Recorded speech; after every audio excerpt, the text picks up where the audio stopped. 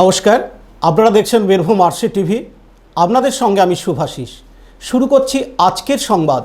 বিস্তারিত সংবাদে যাওয়ার আগে দেখে নেব সংবাদ শিরোনাম।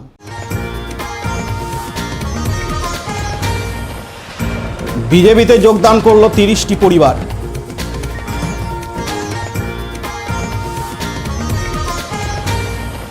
নলহাটিতে নির্বাচনী জনসভায় অভিষেক বন্দ্যোপাধ্যায়।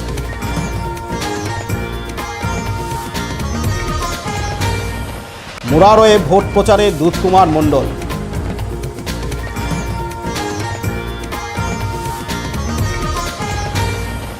অজ্ঞাত পরিচয় ব্যক্তির মৃতদেহ উদ্ধার।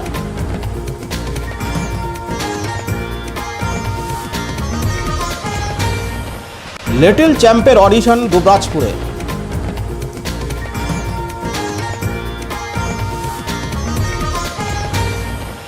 গোহালিয়ারা গ্রামে ভোট প্রচারে শতাব্দী রায়।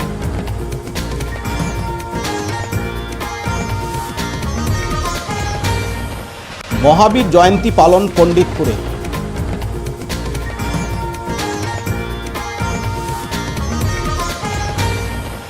একদিন ব্যাপী হরিনাম সংকীর্তন জামুল গ্রামে।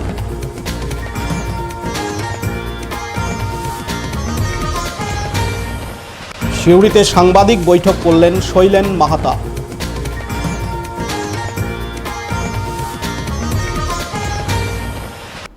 এবার সংবাদ বিস্তারিত। লোকসভা নির্বাচন যত এগিয়ে আসছে ততই দলবদলের হিড়িকও দেখা যাচ্ছে। দুবরাজপুর পৌরসভার 3 নম্বর ওয়ার্ডের 30টি পরিবারের প্রায় 125 জন তৃণমূল সমর্থক আজ বিজেপিতে যোগদান করে। দুবরাজপুরে বিজেপির কার্যালয়ে তাদের হাতে দলীয় পতাকা তুলে দেন বিজেপির জেলা সভাপতি রামকৃষ্ণ রায়। উপস্থিত ছিলেন জেলা সম্পাদক কালসোনা মণ্ডল। এদিন রামকৃষ্ণবাবু বলেন, তৃণমূলের কাজকর্মে বীতশ্রদ্ধ হয়ে ও মোদিজির অনুপ্রেরণায় মানুষ বিজেপিতে যোগদান করছে।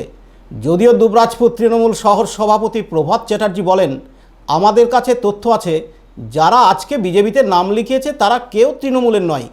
পাশাপাশি তিনি বিজেপির জেলা সভাপতিকে কটাক্ষ করেন।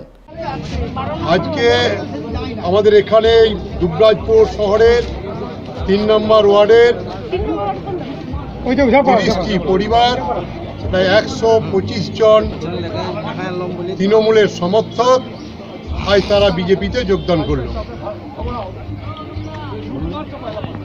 আজকে আপনারা দেখতে পাচ্ছেন প্রতিদিন প্রতিনিয়ত প্রতি ঘন্টায় সারা পশ্চিমবঙ্গ তথা বীরভূম জেলা এবং দুবরাজপুর ব্লকের সর্বত্রই আজকের ভোটাররা জনগণ মোদিজির যে কাজকর্ম তাতে প্রভাবিত হয়ে এবং তৃণমূলের যে সন্ত্রাসবাদী আজকে তৃণমূল তার যে মুখোশ খুলে গেছে সমাজে তার প্রতি বীতশ্রদ্ধ হয়ে এই সমস্ত মানুষ আজ বিজেপির দলে যোগদান করছে।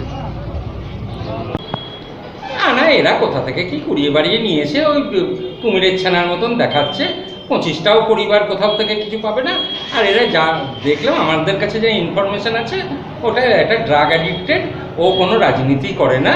হ্যাঁ, একটা সময় ছিল ড্রাগ অ্যাডিক্টেড ছেলে, তার সঙ্গে ওই 2-4টে নিয়ে এসে কুড়িয়ে বাড়ি উল্টো পাল্টা বলছে। জেলের যে জেলা সভাপতি সে নিজেই নিজের এলাকাতে পদুমা অঞ্চলে ভয়ে নিজের রাজনীতি করে না। হ্যাঁ, ওর সে নিজের ইয়েটাই অঞ্চলটাতেই কোনো, যেখানে নিজের জন্মভূমি সেই জায়গাতেই কোনো পা রাখার জায়গা নেই। আর দুবরাজপুরের কথা বলছে, ওগুলো কোনো ভিত্তিহীন ব্যাপার। তৃণমূলের এরা কেউ না, কোথা থেকে ড্রাগ অ্যাডিক্টেড এই সমস্ত এসে করছে, যোগাযোগ করছে, এর কোনো ভিত্তি নেই।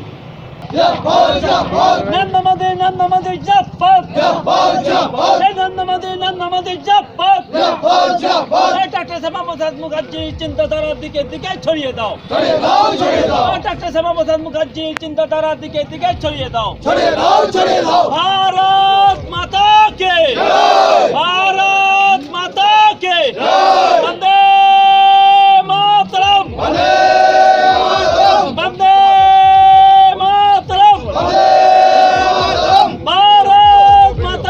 লালটু মুখার্জির report, Birbhum RC TV Dubrajpur. জেলার 2টি লোকসভা কেন্দ্রের নির্বাচন আগামী 29শে এপ্রিল। এই নির্বাচনকে কেন্দ্র করে হেভিওয়েট প্রার্থী আসতে শুরু করেছে জেলায়। বীরভূম লোকসভা কেন্দ্রের প্রার্থী শতাব্দী রায়ের এলাকা নলহাটি বিধানসভার নলহাটি 1 নম্বর ব্লকের হরিপ্রসাদ হাই স্কুল ফুটবল ময়দানে একটি নির্বাচনী জনসভা হয়। এদিন প্রধান বক্তা হিসেবে উপস্থিত ছিলেন সর্বভারতীয় তৃণমূলের second in command Abhishek Bandyopadhyay. এদিন তিনি বলেন, মা মাটি মানুষের সরকার, খেটে খাওয়া শ্রমিক, এসসি এসটি ওবিসি সর্বশ্রেণীর মানুষের সরকার। তিনি আরও বলেন, বাংলা কার হাতে থাকবে তার সিদ্ধান্ত নেবেন আপনারা। তিনি তৃণমূল সরকারের একাধিক প্রকল্প তুলে ধরেন এবং বীরভূম লোকসভা কেন্দ্রের তৃণমূল প্রার্থী শতাব্দী রায়কে ভোট দেওয়ার আহ্বান জানান। এদিন উপস্থিত ছিলেন কৃষিমন্ত্রী ডক্টর আশিস ব্যানার্জি, তৃণমূল জেলা সভাপতি অনুব্রত মণ্ডল, বীরভূম কেন্দ্রের তৃণমূল প্রার্থী শতাব্দী রায়সহ অন্যান্যরা। টাকায় কন্যাশ্রী দিয়েছে, যুবশ্রী দিয়েছে, রূপশ্রী দিয়েছে, সবুজ সাথী দিয়েছে, শিশু সাথী দিয়েছে, গতিধারা দিয়েছে, আইটিআই দিয়েছে, পলিটেকনিক দিয়েছে, রাস্তাঘাট জল কল দিয়েছে। আর আছে খেটে খাওয়া মা মাটি মানুষ, শ্রমিক, কৃষক, এসসি এসটি ওবিসি দলিত সকলে বলছে মমতা ব্যানার্জি চাই। আপনার ভোটটা নরেন্দ্র মোদীতে থাকবে না মমতা? ভবানীপ্রসাদ রায়ের রিপোর্ট, বীরভূম RCTV নলহাটি। হাতে মাত্র আর কয়েকটা দিন, তারপরেই বুথমুখী হবেন ভোটাররা। তাই মানুষজনকে বোঝাতে একটুকুও ফাঁক ছাড়তে রাজি নয় কোনো রাজনৈতিক দল। বাড়ি বাড়ি যাচ্ছেন প্রার্থী থেকে শুরু করে নেতাকর্মীরা। দলের কর্মী সমর্থকদের নিয়ে এলাকায় করছেন মিটিং, মিছিল এবং রোড শো। আজ মুরারই বিধানসভায় জাজিগ্রাম, পাইকর গ্রামের বিভিন্ন এলাকায় পায়ে হেঁটে এবং টোটোতে করে ভোট প্রচার সারলেন বীরভূম লোকসভা কেন্দ্রের বিজেপি প্রার্থী দুধকুমার মণ্ডল। তিনি বলেন, মানুষ কখনো আমাকে প্রত্যাখ্যান করেনি, কখনো পঞ্চায়েত সমিতিতে জয়ী হয়েছি, এখনও গ্রাম পঞ্চায়েতের সদস্য আমি। তাই অনুরোধ, আপনারাও আমাকে ভোট দিয়ে জয়যুক্ত করুন। Bureau report, Birbhum RCTV Murarai. Chandrapur থানার পাথরচাপড়ি এলাকার পাতাডাঙ্গা জঙ্গলের ভিতর পরিত্যক্ত জায়গা থেকে এক অজ্ঞাত পরিচয় ব্যক্তির মৃতদেহ উদ্ধার হয় আজ। এই মৃতদেহ ঘিরে এলাকায় চাঞ্চল্য দেখা যায়। স্থানীয় বাসিন্দাদের অনুমান, 4-5 দিন আগে হয়তো মৃত্যু হয়েছে ওই ব্যক্তির। পুরো ঘটনাটির তদন্ত শুরু করেছে চন্দ্রপুর থানার পুলিশ। মাঝি ছিল হাতে লাঠি নিয়ে, সে এক পা করে হাঁটছিল, সেই মাঝিটাই হবে মনে হচ্ছে। মাজারে ভিক করে? না না, মাজারে যায় না, এইখানেই থাকে, গেটের কাছেই থাকে এখানে। হ্যাঁ। না, এটা মোটামুটি দিন 5 কেস বটে। ওই তো কে দেখলো, কে দেখেছে, ওই যে সেবিক দেখেছে, লোক থাকে, সেবিকরা দেখেছে, আর এখানে তো লোকজন বসে এখানে। এবারে ওরাই বলা বলি করলো, নিয়ে আমি এসে দেখলাম, তো দেখছি পোকা হয়ে গিয়েছে আর মাথার চামড়া টামড়া সব ছেড়ে গিয়েছে। এখনো যে অচেনা, তাই তো? হ্যাঁ হ্যাঁ, অচেনাই। ওর মুখের চামড়া যদি থাকতো তাহলে বোঝা যেত। তো যতটা অনুমান করা হচ্ছে কি সেই মাঝিটাই হবে। ওনার নাম কি জানতেন? না না, ও কোথা বাড়ি তাও জানি না। ভিক্ষা করে পদচাপড়িতে আসে সব এইখানটাতে গেটের কাছে কিন্তু বসে থাকতো এখানে। এখানকার বাসিন্দা? হ্যাঁ, আমি পাথরচাপড়ির নাগরিক, আমার নাম নজরুল হোসেন খান। কি নাম? এইটা পাতাডাঙ্গা। পার্থ দাসের রিপোর্ট, বীরভূম RCTV পাথরচাপড়ি। দুবরাজপুর শহরের ছোট ছোট শিশুদের উৎসাহিত করার জন্য এবার লিটিল চ্যাম্পের আয়োজন করা হয় দুবরাজপুর শ্রী শ্রী রামকৃষ্ণ আশ্রমের সত্যানন্দ মঞ্চে। 6 থেকে 10 বছর বয়সী মোট 160 জন ছেলেমেয়েরা এই লিটিল চ্যাম্প অডিশনে অংশগ্রহণ করে। চূড়ান্ত পর্যায়ের অনুষ্ঠানটি হবে 25শে বৈশাখ দুবরাজপুর মাদ্রিক সংঘ ময়দানে। বাঁকুড়ার সত্যনারায়ণ একাডেমি, দুবরাজপুর রামকৃষ্ণ আশ্রম, স্থানীয় ব্যবসায়ীদের সহযোগিতায় এই লিটিল চ্যাম্পের আয়োজন বলে জানান অনুষ্ঠানের আহ্বায়ক সৌমেন মুখার্জি। দুবরাজপুরের 6 থেকে 10 বছরের বাচ্চাদের উৎসাহিত করার জন্য আমরা আজ লিটল চ্যাম্প 2019-এর বাছাই পর্ব বা অডিশন পর্ব শুরু করছি। এই অনুষ্ঠানের উদ্দেশ্য হচ্ছে বাচ্চাদের মধ্যে যে গতানুগতিক পড়াশোনা করার যে অভ্যাস, সেখান থেকে একটু বাইরে বেরিয়ে এসে তাদেরকে একটু মোটিভেট করা এবং তাদের মধ্যে উৎসাহ প্রদান করা। হ্যাঁ, এবং তারা যেন পড়াশোনার সাথে সাথে এই সমস্ত এক্সট্রা কারিকুলার অ্যাক্টিভিটিস, অর্থাৎ সমাজে বা দেশে বা রাজ্যে যে সমস্ত বিষয়গুলো ঘটনাগুলো ঘটছে সেই সম্পর্কে একটু ধ্যান ধারণা বাড়ানোর জন্য এই অনুষ্ঠানের আয়োজন। এই আমাদের অনুষ্ঠানকে সর্বোত্তমভাবে সাহায্য করছেন আগের মতোই শ্রী রামকৃষ্ণ আশ্রমের শিষ্যসেবক স্বামী সত্য শুভানন্দ। যে কোনো ধরনের অনুষ্ঠান, অ্যাওয়ারনেস প্রোগ্রাম, সব ক্ষেত্রে আমরা ওনার সাহায্য পেয়ে থাকি। এবং আমাদের অনুষ্ঠানের মূল স্পন্সর হচ্ছেন সত্যনারায়ণ একাডেমি বাঁকুড়ার। তারা আমাদের সাহায্যের হাত বাড়িয়ে দিয়েছেন অনুষ্ঠানটা করার জন্য। এছাড়াও দুবরাজপুরে বেশ কিছু শুভবুদ্ধি সম্পন্ন ব্যবসায়ী রয়েছেন, যাদের সাহায্য নিয়ে আমরা এই অনুষ্ঠানটা করতে পারছি। মোটামুটি 160 জন বাচ্চা এখানে অংশগ্রহণ করছে 6 থেকে 10 বছরের। আমাদের মূল অনুষ্ঠানটা হবে 25শে বৈশাখ মাদ্রির সংঘ সাংস্কৃতিক ময়দানে। তাহলে 3 স্ট্যান্ড ফর 3, দেন এখান থেকে মোট 6টি গ্রুপ মূল পর্বে কোয়ালিটি দিলে তাহলে 7 গ্রুপটা আমরা ফটো তুলতে পারি না। 4টে রয়েছে এ বি ওরা কিন্তু দেখে গেলে বিপদ হয়ে যাবে। আস্তে স্ক্রিনে দেখছি আমরা আইডেন্টিফাই দ্য পারসন। বিখ্যাত সে খুবই স্ক্রিনে দেখছি ছোটবেলাটা বলে দেবো, ওখানে 4টে উত্তর বলে দেন। আমরা যদি বলতে পারি তাহলে 3 বছরের জন্য সেই গ্রুপকে এলিমিনেট করা হবে। কোনো প্রশ্নে হেল্প করছেন, আমরা আইডেন্টিফাই করতে পারি, তাহলে আমি খুব খারাপভাবে বলছি। সোমনাথ রুজ ও তারক হাজরা রিপোর্ট, বীরভূম আরসিটিভি দুবরাজপুর। আসন্ন লোকসভা নির্বাচনে বীরভূম লোকসভা কেন্দ্রের প্রচারে এগিয়ে রয়েছে তৃণমূল।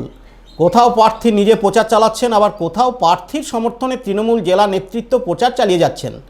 আজ দুবরাজপুর ব্লকের গোহালিয়ারা গ্রামে বীরভূম লোকসভা কেন্দ্রের তৃণমূল প্রার্থী শতাব্দী রায় প্রচার করতে দেখা গেল। এলাকায় তার সমর্থনে একটি মোটর র্যালি বের করে কর্মী সমর্থকরা। সোমনাথদের রিপোর্ট, বীরভূম আরসিটিভি গোহালিয়ারা। দুবরাজপুর থানার পণ্ডিতপুর গ্রামে মহাবীর জয়ন্তী উপলক্ষে বসেছে 3 দিনের মেলা।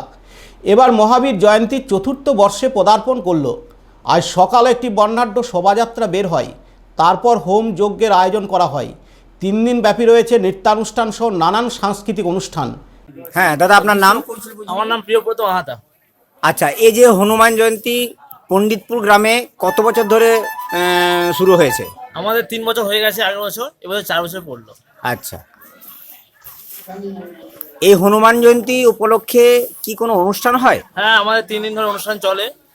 এই একটু আগে প্রভাত ফেরি কমপ্লিট হলো, এখন পুজো ও যজ্ঞাদি শুরু হবে, তারপর সন্ধ্যাবেলায় ভাগবত পাঠ এবং তারপর ছোটদের নৃত্যানুষ্ঠান। কালকে আছে আমাদের গ্রামেরই কিছু মেয়ে নাটক করবে, তারা নাটক অনুষ্ঠান, এবং তারপর বাউল গান, এবং রবিবার দিন বাবা প্রসাদ বিতরণ হয়ে পুজো সমাপ্তি। আচ্ছা, দেখা যাচ্ছে এখানে ছোট করে মেলাও পড়েছে, এখানে কি প্রচুর লোকের সমাগম হয়? হ্যাঁ, এখানে বলতে গেলে পণ্ডিতপুরে যেহেতু একটাই হনুমান মন্দির, সেহেতু পণ্ডিতপুরে সকল মানুষই সহযোগিতা করেন এবং সবাই এসে পুজোকে সাফল্যমণ্ডিত করেন। তপন দাসের রিপোর্ট, বীরভূম আরসিটিভি পণ্ডিতপুর। আজ সিউড়ির জামল গ্রামে মনসাতলা প্রাঙ্গণে একদিন ব্যাপী হরিনাম সংকীর্তনের আয়োজন করা হয়। হরিনাম সংকীর্তন শেষে দুপুরে ভক্তদের মহাপ্রসাদ বিতরণ করা হয়। সন্ধ্যাবেলায় ধুলোট উপলক্ষে গোটা গ্রাম পরিক্রমা করে। সিউড়ির হাটজন বাজার, জামল গ্রাম ছাড়াও পার্শ্ববর্তী গ্রাম থেকে বহু ভক্ত সমাগম ঘটে। কমিটির সদস্য দেবাশিস মাহারা জানান, এবার তাদের হরিনাম সংকীর্তন 3য় বর্ষে পদার্পণ করল। আমাদের যখন বয়সটা বাড়ে এটা আসে না, তখন মনে হয় সবসময় আমাদের এখানে রোগের বৃদ্ধি হতে থাকে। আস্তে আস্তে কি হয় বাবা, বিদায় বল, হরি হরি বল। আমার পারে চলে যাবার জন্য নিজের ব্যবস্থা নিজেই করে নেয়। তখন কি বাবা আর হরি ভজন গুরু ভজন করার মতো মনের শক্তি থাকে? সুপ্রভাত ঘটকের রিপোর্ট, বীরভূম আরসিটিভি সিউড়ি। নিয়ে নিচ্ছি ছোট্ট একটা বিরতি, ফিরে আসছি বিরতির পর, সঙ্গে থাকুন। আপনি কি স্বপ্ন দেখছেন নতুন বাড়ি তৈরি করার, কিন্তু বুঝে উঠতে পারছেন না ঠিক কোথায় গেলে সঠিক জিনিসের সন্ধান পেতে পারেন? আপনার স্বপ্নের ছবিতে রং ভরে দিতে সাথে আছি আমরা, Tewari home decor. Tewari home decor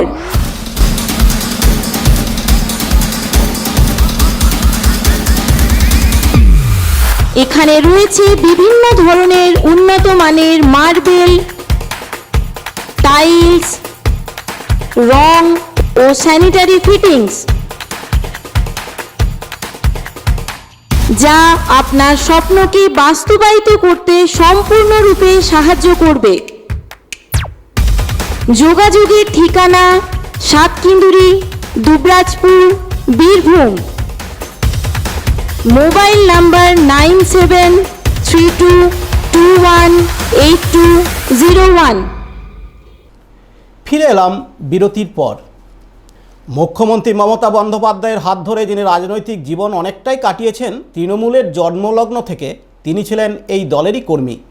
সেই তৃণমূল কর্মী শৈলেন মাহাতা গতকাল কলকাতায় বিজেপিতে যোগদান করেন এবং আজ সিউড়িতে বিজেপির দলীয় কার্যালয়ে সাংবাদিক সম্মেলন করেন।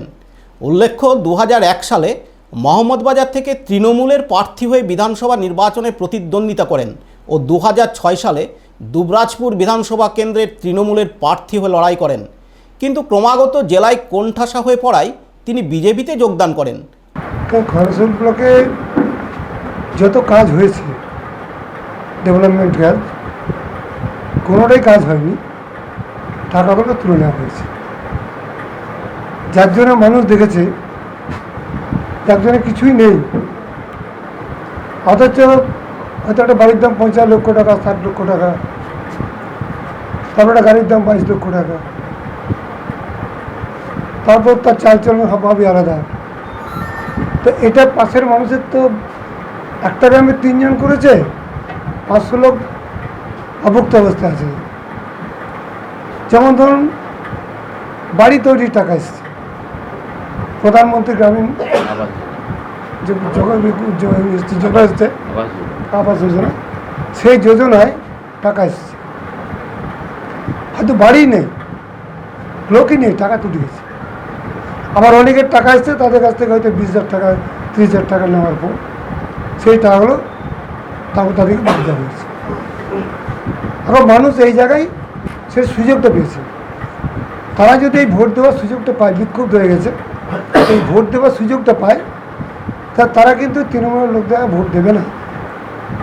এটা দলের জন্য বলছি না, আমি তৃণমূল কর্মীরা যা অপকর্ম করেছে তার জন্য। মানে মেনলি দুর্নীতি কি? দুর্নীতি মেন, দুর্নীতি মেন, আর তার সাথে অত্যাচার।